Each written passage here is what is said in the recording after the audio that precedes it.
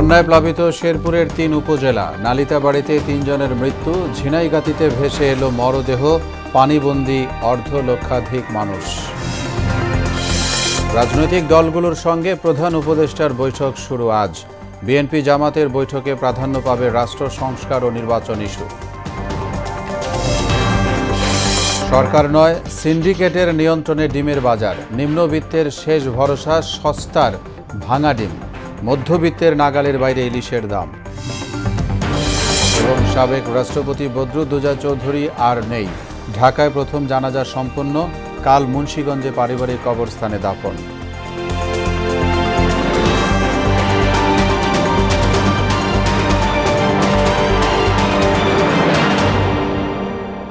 আসসালামু আলাইকুম। আমন্ত্রণ মোহনা সংবাদে এতক্ষণ শুনছিলেন শিরোনাম, সঙ্গে আছি মোহাম্মদ ওয়ারিউল্লাহ। এবার বিস্তারিত। টানা বৃষ্টি ও ভারত থেকে নেমে আসা পাহাড়ি ঢলে শেরপুরের নালিতাবাড়ি, ঝিনাইগাতি ও শ্রীবর্দী উপজেলার নতুন নতুন গ্রাম প্লাবিত হচ্ছে। নালিতাবাড়ি ও ঝিনাইগাতি উপজেলা সদরের পানি কিছুটা নেমে গেলেও নিম্নাঞ্চলের অন্তত ১৫০ গ্রাম প্লাবিত। আকস্মিক বন্যায় শুক্রবার নালিতাবাড়িতে বৃদ্ধ নারীসহ ৩ জনের মৃত্যু হয়েছে। এছাড়া রাতে ঝিনাইগাতিতে পাহাড়ি ঢলের সঙ্গে উজান থেকে ভেসে এসেছে ক্ষুদ্র নৃগোষ্ঠীর এক ব্যক্তির মরদেহ, তবে এখন পর্যন্ত তার পরিচয় শনাক্ত করা যায়নি। এদিকে নতুন নতুন গ্রাম প্লাবিত হওয়ায় পানিবন্দী মানুষের সংখ্যাও বাড়ছে। ৩ উপজেলায় এখনও অর্ধলক্ষাধিক মানুষ পানিবন্দী হয়ে পড়েছে। ক্ষতিগ্রস্ত হয়েছে আমন আবাদ, মাছের ঘের ও সবজি আবাদ। এ বিষয়ে আরও জানাতে আমাদের সঙ্গে সরাসরি যোগ দেবেন সহকর্মী রেজল করিম বকুল। রেজল, নিশ্চয়ই আমাকে শুনতে পাচ্ছেন। ঠিক শেরপুরের এই মুহূর্তের সর্বশেষ পরিস্থিতি, বন্যার যে খবরটি রয়েছে আপনার কাছে, সেটি জানতে চাই।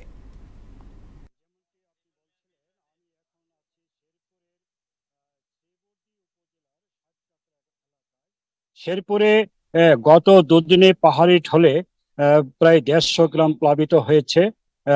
আর এখনো পানিবন্দী রয়েছে অন্তত ২০,০০০ মানুষ।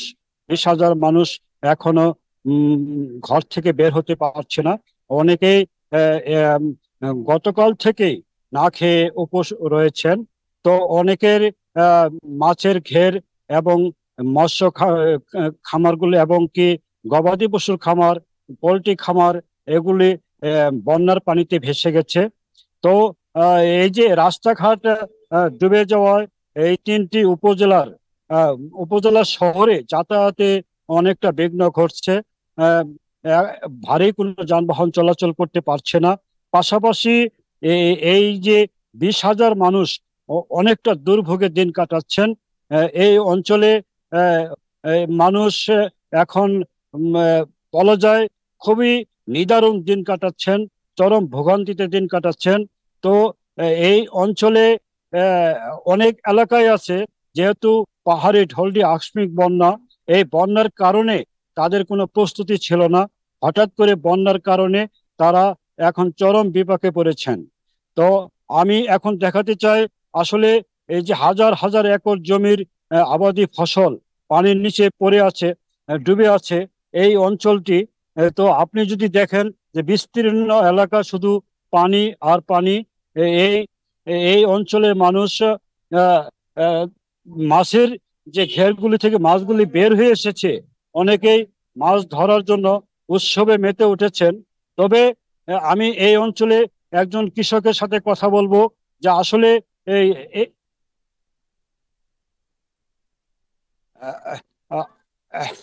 তো এই এই অঞ্চলে আসলে এখনো মানুষ দুর্ভোগে আছেন। তো এই ছিল আমার শেরপুর থেকে সর্বশেষ বন্যার পরিস্থিতির সর্বশেষ তথ্য। জি রেজল করিম, আপনাকে ধন্যবাদ আমাদের সঙ্গে যোগ দেওয়ার জন্য। রোববার সকাল পর্যন্ত দেশের বেশিরভাগ অঞ্চলে ভারী বৃষ্টি হতে পারে বলে পূর্বাভাসে জানিয়েছে আবহাওয়া অধিদপ্তর। এরপর কিছুটা কমে এলেও থেমে থেমে বিভিন্ন অঞ্চলে বৃষ্টি থাকতে পারে আরও কদিন।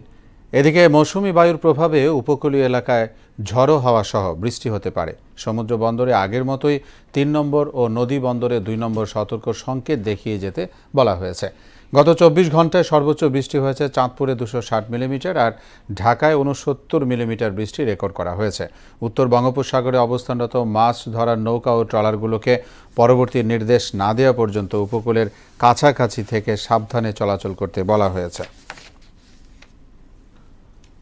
অন্তর্বর্তী সরকারের প্রধান উপদেষ্টা অধ্যাপক ডক্টর মোহাম্মদ ইউনূসের সঙ্গে রাজনৈতিক দলগুলোর সংস্কার বিষয়ে সংলাপ শুরু হচ্ছে আজ দুপুর 2:30টায় বাংলাদেশ জাতীয়তাবাদী দল বিএনপি এবং 3টায় বাংলাদেশ জামাতে ইসলামীর প্রতিনিধিদের সঙ্গে বৈঠক হওয়ার কথা রয়েছে। রাষ্ট্রীয় অতিথি ভবন যমুনায় হতে পারে এই বৈঠক।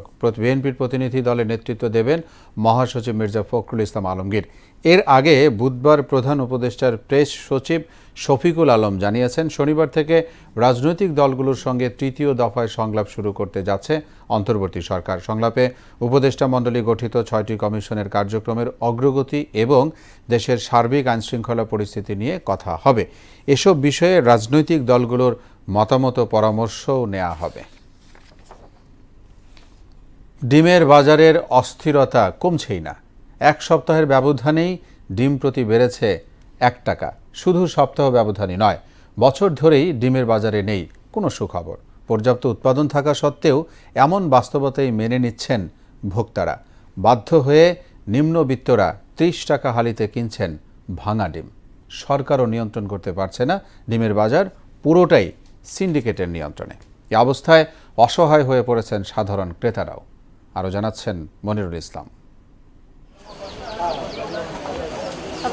মিরপুরের গৃহবধূ আনোয়ারা বেগম বাজারে এসেছেন ডিম কিনতে, কিন্তু ভাঙা ডিম থেকে তার নজর যেন সরছেই না। অনেকটা অগোচরেই বাধ্য হয়ে ভাঙা ডিমই নিলেন 1 হালি। আয়ের সাথে ব্যয়ের ফারাক বাড়ছেই, তাই পেট বাঁচাতে 30 টাকায় নিলেন 1 হালি ডিম। সাশ্রয় প্রায় 32 টাকা। ভালো ডিমের দাম বেশি, তার কি করব, টাকা কুলাচ্ছে না, তারপর এখন ভাঙা ডিম বেছে নিতেছি। বাচ্চা কাছে তো খাইতে চায়। শুধু আনোয়ারা বেগমই নয়, তার মতোই ভাঙা ডিমেই ভরসা করছেন অনেকেই। নতুন সরকারের কাছে ভালো কিছু প্রত্যাশা করলেও বাজার নিয়ন্ত্রণ এখন যেন কাজির কেতাবেই বন্দী, তাই ক্ষোভটা তাদের একটু বেশি। 3টা ভাঙা ডিম নিছি, টাকা নাই, পোলাপা নাই করতে পারে না, তারপরে কাজ কাম নাই। আগে একটা ডিম কিনছে 8 টাকা দিয়া, 5 টাকা থেকে শুরু হয়েছে, 4 টাকা থেকে শুরু, 14 টাকাতে ডিম কিনা খাইতে হয়। পর্যাপ্ত উৎপাদন থাকা সত্ত্বেও ডিমের দাম অনেক বেশি, 165 টাকা ডজন। তারা একটা ডিম কত করে পড়ে? অনেক টাকা করে পড়ে। শরতের সূর্যটা কদিন ধরেই তপ্ত, তারপর আবার বৃষ্টি। প্রকৃতির এমন বিরূপ আচরণে বাজারে কমে গেছে সরবরাহ। চিরাচরিত ঠুনকো এসব অজুহাতি যেন ব্যবসায়ীদের নৈমিত্তিক ঘটনা। বৃষ্টি হলে চাহিদাটা বাড়ে, অনেক পণ্য বাজার আসতে পারে না, সবজি মবজি অনেক কিছু আসতে পারে না। এর জন্য ডিমের উপরে নির্ভরশীল হয়ে যায় সবাই। দেখতে হবে যে খামারিরা কি রেট দিতে আছে আর আড়তদারে কি রেট, এটা কি দামে বিক্রি করতেছে, আর তারপরে দেখতে হবে যে আপনার খাদ্যদ্রব্য। রাজধানীর বাজারগুলো ডিম ভেদে ডজন বিক্রি হচ্ছে 165 থেকে 170 টাকা, যা গত সপ্তাহেও ছিল 160 থেকে 165। ব্যবসায়ীরা বলছেন, খুচরা বা পাইকার পর্যায়ে চাপ না দিয়ে উৎপাদন স্থলে নজর দিলেই নাগালে আসতে পারে ডিমের দাম। ডিমের দাম এত বাড়ে নাই, এই খাবারের থেকে যারা মিডিয়ারা নেয় তারা এভাবে সিন্ডিকেট করে দামটা বাড়ায়, কিন্তু অ্যাকচুয়ালি একটা মুরগি এত টাকা খায় না।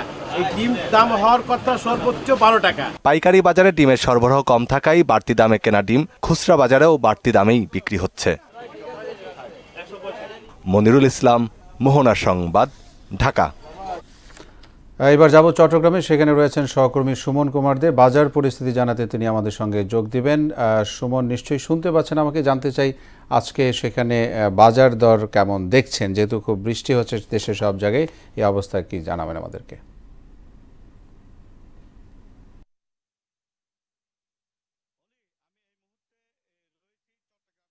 হাততলি ডিমের বাজারে আমি যেহেতু কাঁচা বাজারের বিষয়টা বলি, কাঁচা বাজারে আসলে এই গত সপ্তাহ থেকে কিন্তু এই কেজি প্রতি প্রায় 20 থেকে 30 টাকা বেড়েছে। আমি এই মুহূর্তে ডিমের বাজারে রয়েছি, আড়তদার যেখানে আড়ত রয়েছে সেখানে ডিমের ডজন প্রতি বিক্রি হচ্ছে আপনার 170 টাকা করে খুচরা পর্যায়ে।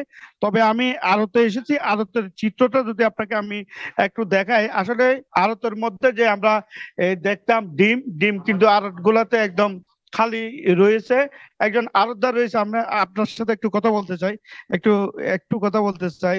এই যে এই কিছুদিন পর পর যে ডিমের দাম ঊর্ধ্বমুখী, কেন ডিমের দামটা বাড়তেছে? বা কোনো এখানে তো অনেক ধরনের অভিযোগ করেন যে আপনারা যারা ব্যবসায়ী রয়েছেন তারা সিন্ডিকেট করে ডিমের দামটা বাড়াচ্ছেন, আদৌ কি কতটুকু সত্য বা কেন বাড়ছে দামটা একটু যদি বলেন। না, আমাদের ডিমের বাজারে কোনো সিন্ডিকেট নাই, চিটাং অন্তত চিটাং ডিমের বাজারে কোনো সিন্ডিকেট নাই, সিন্ডিকেটের আমাদের কোনো ব্যবসা নাই। আমরা উত্তরবঙ্গ থেকে কিনে আনি, যেটা কিনি আমরা আজকে কিনে আনি, কালকে গাড়ি আসে, গাড়ি আসলে রেটের উপর হিসাব করে আমরা 5 পয়সা 10 পয়সা লাভে বিক্রি করে দিই। এটা হইলো আমাদের ব্যবসা। আমার কারণটা কি বাড়তেছে? কারণ হইলো সারা দেশে যেমন বিভিন্ন জায়গায় খামারিগুলা একদম বন্ধ গেছে। কারণ হলো খামারিরা লস দিতে দিতে খাদ্যের দাম বাড়তি কইতে খামারিগুলা ডিমের বাজারে আয়, ডিম মার্কেট না পাওয়াতে লস দিতে দিতে খামারি বন্ধ গেছে। এই দেশে ডিমে লাগে 5 কোটি দৈনিক, উৎপাদন হইতেছে 3 কোটি, তাইলে আরো 2 কোটি ডিমের শর্ট থাকে প্রতিদিন। আজকে দিনে 2 কোটি শর্ট হলে কালকে দিনে যায় 4 কোটি, কালকে দিনে 4 কোটি হলে পরশু দিন 6 কোটি। এই কারণে ডিমের দামটা উৎপন্ন বাড়তেছে দিন দিন। আমি পাইতেছি না, আমি বাড়তে কিনতে হয়, এই সমস্যাটা হয়েছে এইখানে। ধন্যবাদ আপনাকে। আসলে আমরা যেমনটা শুনছিলাম যারা আড়তদার রয়েছে তারা বলছেন তাদের মধ্যে কোনো সিন্ডিকেট নাই। যদি আমি আজকের বাজার রেটটা যদি বলি, এখানকার পাইকারি বিক্রি করা হচ্ছে, বড় যেটি লাল ডিম রয়েছে তারা 12 টাকা 80 পয়সা করে বিক্রি করছেন, আর মিডিয়াম সাইজের একটি ডিম রয়েছে সেটি বিক্রি করছেন 12 টাকা 30 পয়সা, আর সাদা ডিম যেটা বড় রয়েছে সেটি 12 টাকা 50 পয়সা, আর মিডিয়ামটা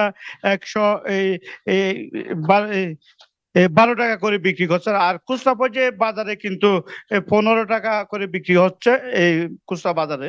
তো আড়ত থেকে এই ছিল আমার কাছে এখন পর্যন্ত ডিমের বাজার থেকে সর্বশেষ। অলি। জি সুমন, অনেক ধন্যবাদ আপনাকে আমাদের সঙ্গে যোগ দেওয়ার জন্য। দর্শক, চট্টগ্রাম থেকে বাজার পরিস্থিতির অংশ হিসেবে ডিমের বাজারের খবর জানাচ্ছিলেন সহকর্মী সুমন কুমার দে। এদিকে মৌসুমের শেষ ধাপে এসেও কমেনি ইলিশের দাম। মৌসুম জুড়েই ইলিশ কিনতে না পেরে হতাশ ক্রেতারা। বাজার সিন্ডিকেট ও চোরাই পথে পাচার রোধে সরকারকে কঠোর হওয়ার আহ্বান তাদের। তবে ব্যবসায়ী সিন্ডিকেট ভাঙতে পারলে ইলিশের দাম ক্রয় ক্ষমতার মধ্যে চলে আসবে বলে মনে করছেন গবেষকরা। উষা ফেরদৌসের প্রতিবেদন। 1 বছর ধরে কোনো ইলিশ খাতে পারছে না দামের জন্য। আমাদের দেশে ইলিশ ভারতে যে দাম কম, আমাদের দাম বেশি। 1 কেজি ইলিশ 2000 টাকা। 1 বছর ইলিশ কিনতে না পারা কষ্টের কথা এভাবে জানালেন বাজারে আসা ক্রেতা। নিম্ন আয়ের পাশাপাশি মধ্যবিত্ত শ্রেণীর মানুষও ইলিশ মাছ কিনতে হিমশিম খাচ্ছে।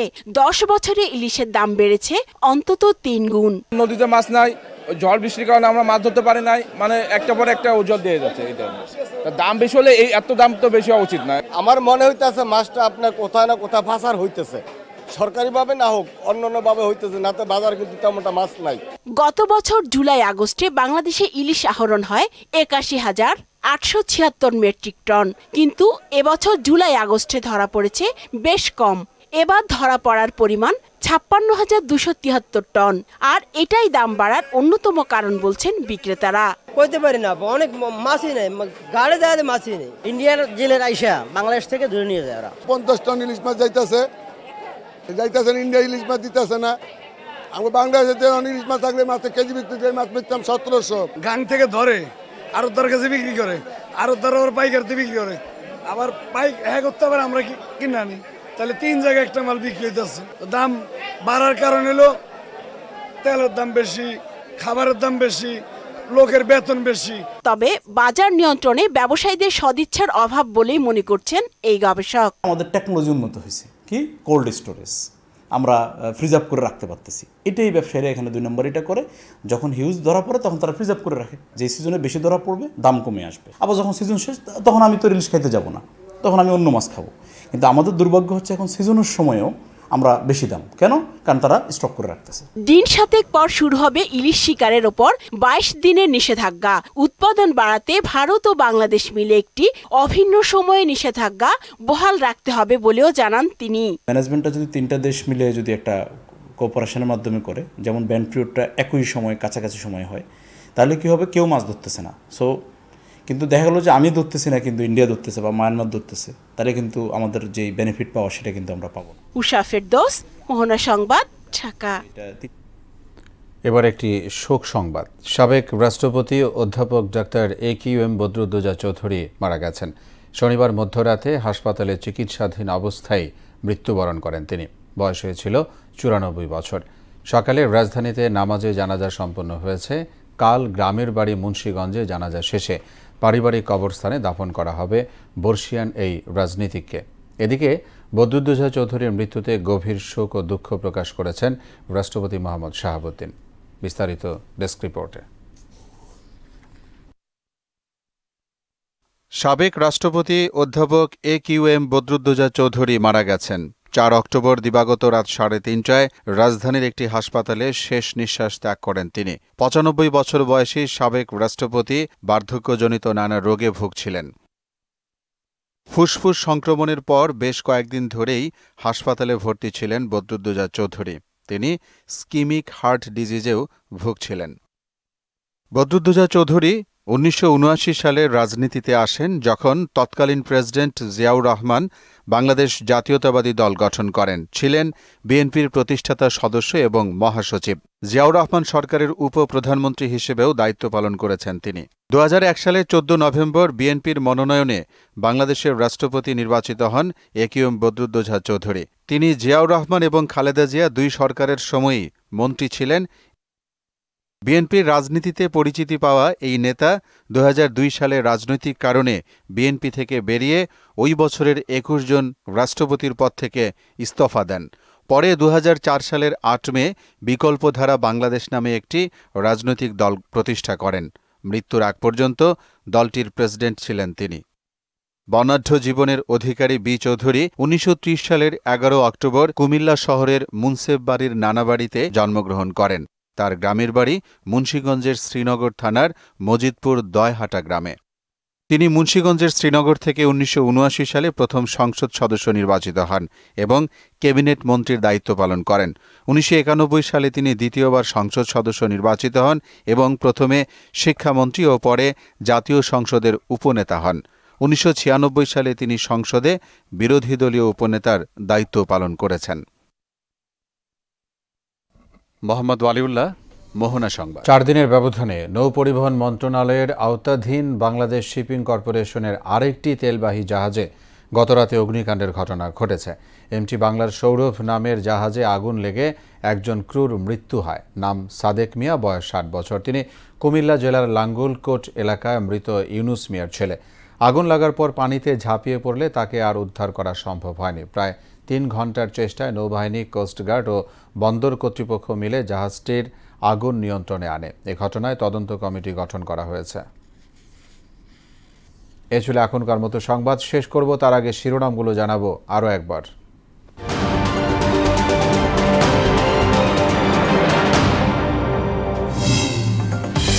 বন্যায় প্লাবিত শেরপুরের 3 উপজেলা। নালিতাবাড়িতে 3 জনের মৃত্যু। ঝিনাইগাতিতে ভেসে এলো মরদেহ।